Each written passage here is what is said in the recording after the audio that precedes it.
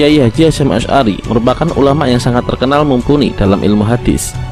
Pada setiap bulan Ramadan, Kiai Haji Hasyim Asy'ari mempunyai tradisi menggelar kajian hadis Bukhari dan Muslim selama 1 bulan penuh. Maka tidak mengherankan jika banyak santri yang datang dari berbagai daerah di Indonesia, termasuk gurunya sendiri, yaitu Syekhona Khalil. Banyak ribuan santri menimba ilmu kepada beliau. Setelah lulus dari Tebu Ireng, tidak sedikit di antara santri Kiai Hasyim kemudian tampil sebagai tokoh ulama kondang dan berpengaruh luas di masyarakat. Pada abad 20 ini, Tebu Ireng merupakan salah satu pesantren paling besar dan paling penting serta berpengaruh di Jawa yang telah melahirkan ulama dan pimpinan lembaga-lembaga pesantren di seluruh Jawa dan Madura. Tidak mengherankan bila para santri dan pengikutnya kemudian memberi gelar Hadratus Syekh atau Tuan Guru Besar kepada Kiai Hasyim.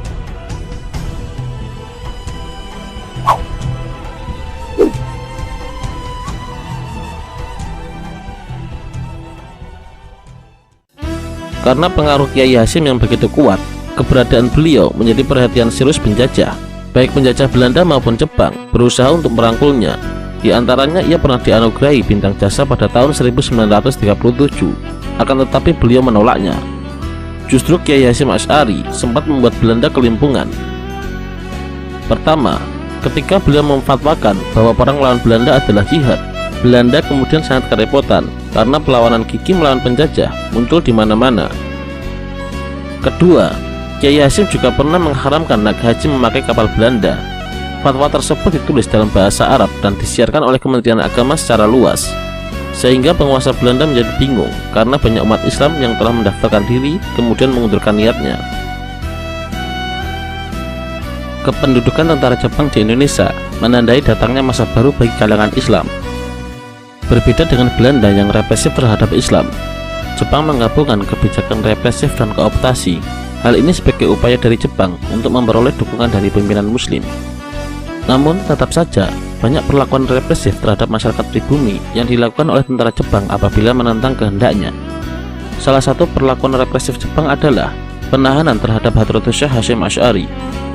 Hal ini dikarenakan karena pada waktu itu Hadratus Syekh Hasyim Asy'ari menolak melakukan Shaikeri, yaitu kewajiban berbaris dan membongkokkan badan ke arah Tokyo setiap pukul 7 pagi sebagai simbol penghormatan terhadap Kaisar Hirohito dan ketaatan kepada Dewa Matahari. Akibatnya, Hadratus Syekh Hasyim Asy'ari ditangkap dan ditahan secara berpindah-pindah, mulai dari penjara Jombang, kemudian Mojokerto, dan akhirnya ke penjara Bubutan Surabaya. Karena kesetiaan dan keyakinan bahwa Hadratus Syekh berada di pihak yang benar, sejumlah santri beliau meminta untuk ikut ditahan. Selama dalam tahanan, Hadratus Syekh Hasyim Asy'ari banyak mengalami penyiksaan fisik, sehingga salah satu jari tangannya menjadi patah dan tidak dapat digerakkan. Pada tanggal 18 Agustus tahun 1942, setelah 4 bulan di penjara, akhirnya Hadratus Syekh Hasyim Asy'ari dibebaskan oleh Jepang karena banyaknya protes dari para kiai dan santri.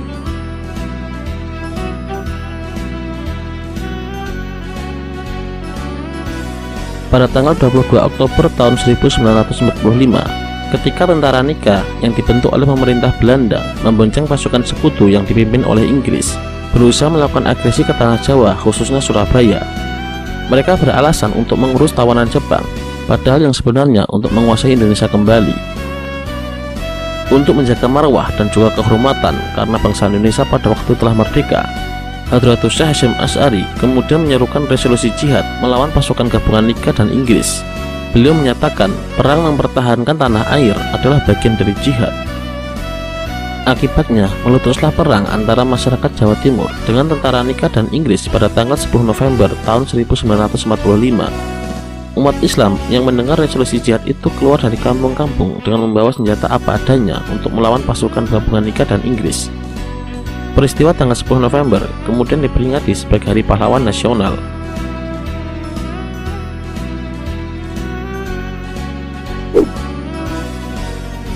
Penjajahan panjang yang mengungkung bangsa Indonesia menggugah kesadaran kaum terpelajar untuk memperjuangkan martabat bangsa melalui jalur pendidikan dan organisasi. Pada tahun 1908 muncul sebuah gerakan yang kini disebut sebagai Gerakan Kebangkitan Nasional. Semangat kebangkitan nasional terus menyebar kemana-mana. sehingga muncullah berbagai organisasi pendidikan, sosial, dan keagamaan. Di antaranya adalah Nahdlatul Wathon atau Kebangkitan Tanah Air pada tahun 1916, kemudian Tasfirul Afkar pada tahun 1918 yang juga dikenal sebagai Nahdlatul Fikri atau Kebangkitan Pemikiran. Dari situ kemudian didirikan Nahdlatul Tujar atau Pergerakan Kaum Saudagar. Syarikat itu kemudian dijadikan basis untuk memperbaiki perekonomian masyarakat. Dengan adanya Nahdlatul Tujar, maka Tasfirul Afkar tampil sebagai kelompok studi untuk lembaga pendidikan yang berkembang pesat dan memiliki cabang di beberapa kota. Tokoh utama di balik pendirian Tasfirul Afkar adalah Kiai Haji Abdul Wahab Hasbullah, seorang tokoh muda pengasuh pondok pesantren Bahrul Ulum Tambak Beras, yang juga merupakan murid dari Hadratus Syekh Hasyim Asy'ari. Kelompok ini lahir sebagai bentuk kepedulian para ulama terhadap tantangan zaman di kala itu, baik dalam masalah keagamaan, pendidikan, sosial, dan politik. Ketika itu, Raja Arab Saudi Ibnu Saud berencana menjadikan mazhab Salafi Wahabi sebagai mazhab resmi negara. Dia juga berencana menghancurkan semua peninggalan sejarah Islam yang selama ini banyak diziarahi oleh kaum muslimin karena dianggap bid'ah. Di Indonesia sendiri, rencana tersebut mendapat sambutan hangat dari kalangan modernis.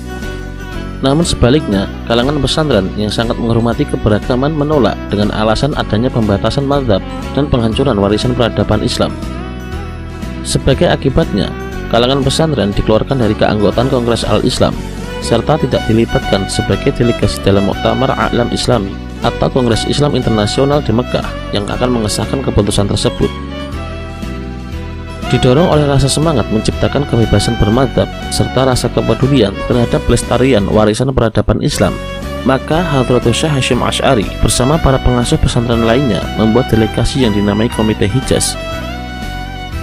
Komite Hijaz tersebut diketuai oleh Kiai Haji Wahab Hasbullah yang kemudian diutus datang ke Saudi Arabia untuk mewakili kalangan pesantren Indonesia dan meminta Raja Ibnu Saud untuk mengurungkan niatnya. Pada saat yang hampir bersamaan, datang pula tentangan dari berbagai penjuru dunia atas rencana Ibnu Saud, sehingga rencana tersebut dapat digagalkan, dan hasilnya hingga saat ini umat Islam bebas melaksanakan ibadah di Makkah sesuai dengan mazhab masing-masing. Itulah peran internasional kalangan pesantren yang pertama dan berhasil memperjuangkan kebebasan bermadzhab serta berhasil menyelamatkan peninggalan sejarah dan peradaban yang sangat berharga. Pada tahun 1924, kelompok diskusi Tasfirul Afkar ingin mengembangkan sayapnya dengan mendirikan sebuah organisasi yang ruang lingkupnya lebih besar. Hadratus Syekh Hasyim Asy'ari yang diminta persetujuannya meminta waktu untuk mengerjakan sholat istikharah memohon petunjuk dari Allah Subhanahu wa Ta'ala.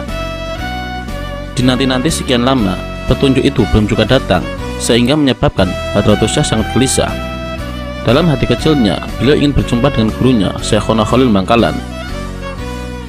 Sementara nan jauh di Bangkalan sana, Syekhona Khalil telah mengetahui apa yang dialami oleh Hadratus Syekh Hasyim Asy'ari. Syekhona Khalil lalu mengutus salah satu santrinya yang bernama As'ad Syamsul Arifin untuk menyampaikan sebuah tongkat kepada Yai Hasyim di Tebu Ireng.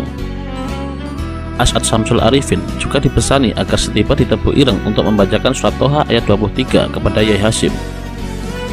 Ketika Kiai Hasyim menerima kedatangan As'ad dan mendengar ayat tersebut, hatinya langsung bergetar. Keinginanku untuk membentuk jam'iyah agaknya akan tercapai, ujar lirih Yai Hasyim sambil meneteskan air mata. Waktu terus berjalan, akan tetapi pendirian organisasi itu juga belum terrealisasi. Agaknya Hadratus Syekh masih menunggu kemantapan hati. 1 tahun kemudian, pada tahun 1925, As'ad Syamsul Arifin, santri Syekhona Khalil, kembali datang menemui Hadratus Syekh untuk menyampaikan sebuah tasbih dari Syekhona Khalil dengan menunjukkan tasbih yang dikalungkan Syekhona Khalil di lehernya. Tangan As'ad belum pernah menyentuh tasbih tersebut, meskipun perjalanan antara Bangkalan menuju Tebu Ireng sangatlah jauh dan banyak rintangan. Bahkan As'ad rela tidak mandi selama dalam perjalanan, sebab dikhawatirkan tangannya menyentuh tasbih tersebut. Ia memiliki prinsip, tasbih ini yang menaruh adalah kiai, maka yang boleh melepasnya juga harus kiai. Selain itu, Syekhona Khalil juga meminta untuk mengamalkan wirid Ya Jabbar Ya Qahar setiap waktu kepada Hadratus Syekh Hasyim Asy'ari. Kehadiran As'ad yang kedua ini membuat hati Kiai Hasyim semakin mantap. Kiai Haji Hasyim Asy'ari menangkap isyarat bahwa gurunya tidak keberatan jika ia bersama kawan-kawannya mendirikan organisasi atau jam'iyah. Inilah jawaban yang dinanti-nantikan beliau melalui sholat istikharah. Sayangnya, sebelum keinginan itu terwujud, Syekhona Khalil telah meninggal dunia terlebih dahulu pada tanggal 29 Ramadan tahun 1343 Hijriah atau 24 April tahun 1925 Masehi.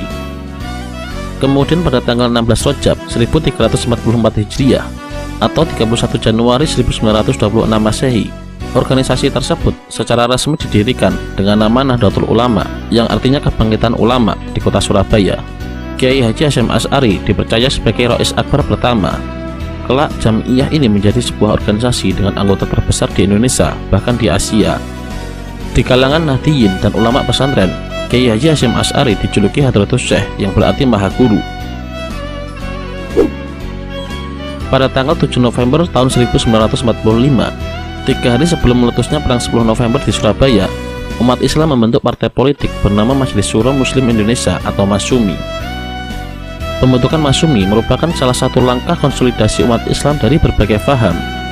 Dalam pembentukan partai tersebut, Hadratus Syekh Hasyim Asy'ari diangkat sebagai Rais Am atau Ketua Umum pertama periode tahun 1945 sampai 1947.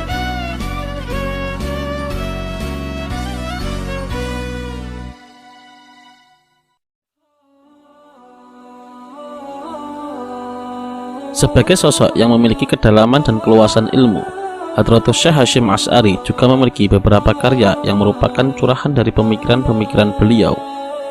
Meskipun dalam keadaan perang, keadaan yang serba susah pada masa itu tidaklah menjadi halangan bagi beliau untuk menulis. Sebagian di antara kitab-kitab beliau tersebut adalah Al-Tibyan fi al-Nahi an Muqatta'at al-Arham wa al-Aqarib wa al-Ikhwan.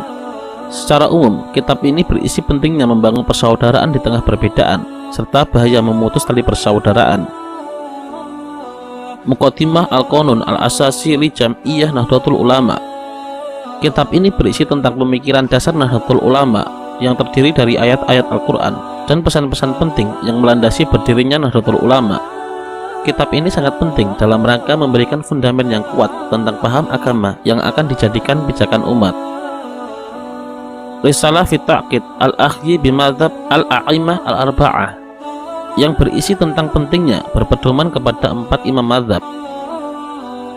Mawa'id, karangan ini berisi nasihat bagaimana menyelesaikan masalah di tengah-tengah umat, serta akibat hilangnya kebersamaan dalam membangun pemberdayaan. Arba'in hadisan tat'allaqu bimabadi' Jam'iyah Nahdlatul Ulama.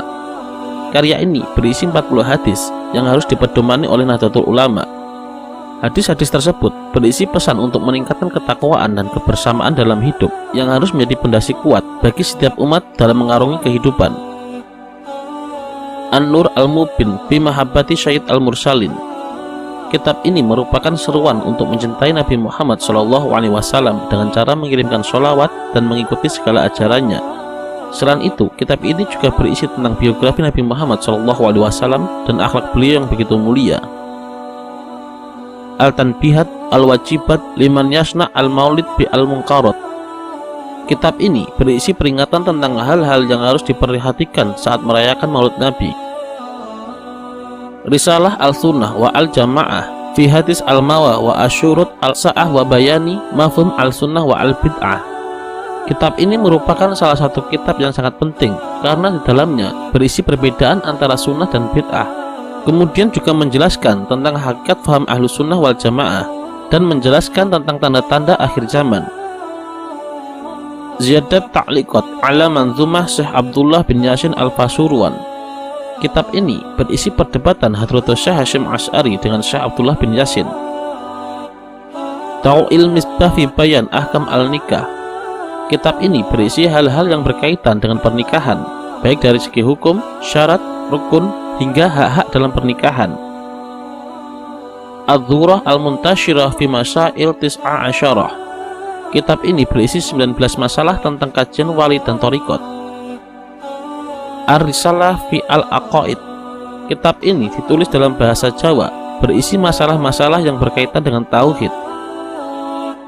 Ar-Risalah fi Al-Tasawuf. Kitab ini juga ditulis dalam bahasa Jawa yang berisi masalah-masalah tentang tasawuf. Dan kitab ini banyak dicetak jadi satu bersama kitab Ar-Risalah fi Al-Aqaid. Adab al-alim wa al-muta'alim. Kitab ini berisi hal-hal yang harus dipedomani oleh seorang pelajar dan pengajar, terutama dalam hal akhlak. Kitab ini merupakan resum atau ringkasan dari kitab Adab al-Muta'alim karya Syekh Muhammad bin Sahnun, Ta'lim al-Muta'alim fi Thariqat al-Ta'allum karya Syekh Burhanuddin al-Yarnuji, dan Tadkirat al-Samil wa al-Mutakalim fi Adab al-Alim wa al-Muta'alim karya Syekh Ibnu Jam'ah.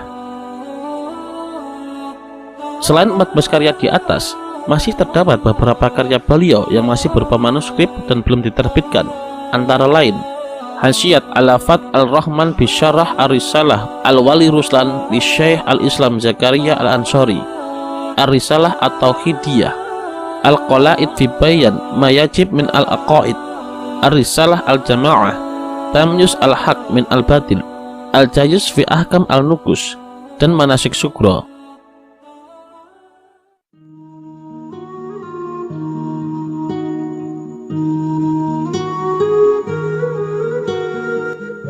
Pada pukul 3 pagi, tanggal 25 Juli tahun 1947, atau bertepatan 7 Ramadan 1366 Hijriah, di tengah masih berkobarnya perjuangan bangsa Indonesia untuk mempertahankan kemerdekaan dari Belanda dan sekutu, Hadratus Syekh Hasyim Asy'ari bangkit oleh Sang Khalik dengan meninggalkan semangat keilmuan, semangat perjuangan, dan pemikiran sebagai sebuah teladan. Beliau wafat pada usia 72 tahun dan dimakamkan di Pondok Pesantren Tebu Ireng, Jombang.